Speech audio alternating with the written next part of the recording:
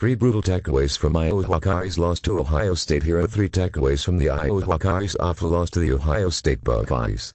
Matthew Schmidt 30 minutes ago, October 5, 2024, Columbus, USA. Iowa Hawkeyes quarterback Cape McNamara, 12, gets a pass off against Ohio State Buckeyes defensive end Jack Sawyer, 33, and Ohio State Buckeyes safety Sonny Styles, 6, in the second quarter during the NCAA football game at Ohio Stadium.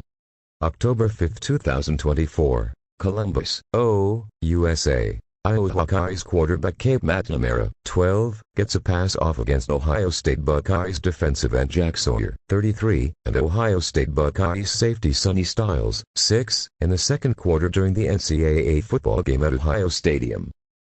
Kyle Robertson Columbus Dispatch USA Today Network via images in this story. Iowa Hawkeyes Ohio State Buckeyes. The Iowa Hawkeyes kept it close for one half against the Ohio State Buckeyes, but after the last 40 minutes, things unraveled. Iowa fell by a score of 3, 5, 7, and now, the Hawkeyes are just 3-2 on the season. Here are a few takeaways from the Hawkeyes loss. Cape McNamara doesn't have it. Cape McNamara actually got off to a decent start in the affair, leading a couple of solid drives and making some nice throws.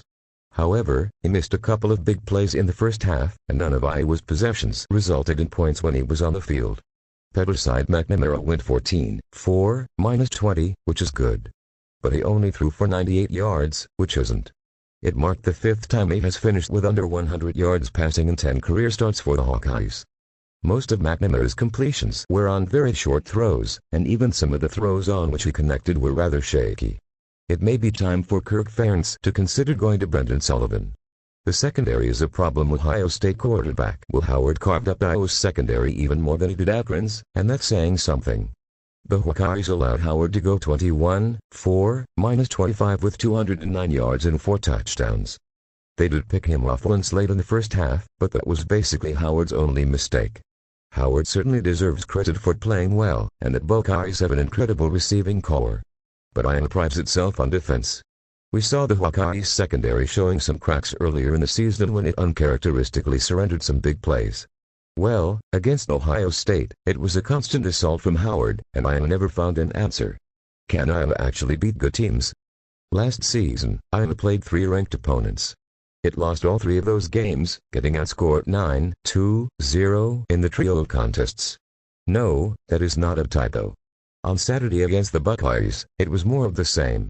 Yes, the Hawkeyes played a decent first half, exhibiting a bend-don't-break defense that stalled numerous Ohio State drives. But Iowa completely fell apart coming out of halftime. That begs the question, can the Hawkeyes actually beat anyone worthwhile? Iowa's best win this season came against the Minnesota Golden Gophers. Even though it's a Big Ten victory, it's not exactly a banger win. Ohio State is by far the toughest game on the Hawkeyes' schedule. They won't be facing Oregon or Michigan, which is a plus. But Iowa's performance against top opponents the last couple of years doesn't say a whole lot about the program.